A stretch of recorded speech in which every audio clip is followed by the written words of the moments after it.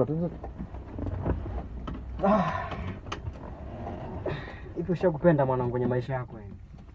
Mzee, umekuja kupendana au umekuja kusafiri hapa?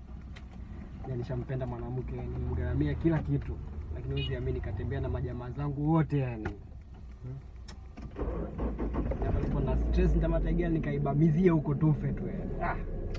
Wewe hebu zima kwanza gari, zima gari. Mzee, sikiza nikwambie sasa.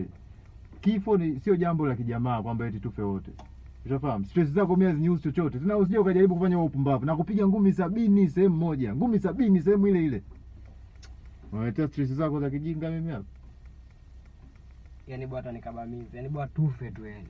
Shachoka ya maisha. Kwa hiyo issue ni kufa, si ndio? Kufa mwanangu. Yaani bora kufa tu. Sikiliza mwanangu.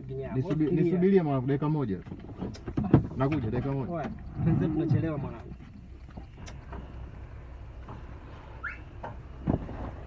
Wewe unataka kufa mwanangu? Sio kufa kitu. Tega kichwa hapo upasuke. Unataka kufa? No, sitaki kufa. Tuachane na mambo, sitaki kufa. Nimeshailisha sitaki. Kumbe una msimamo? Sitaki kufa. Kumbe una msimamo? Tuanze tu sitaki kufa. Cancel trip mzee. Cancel trip.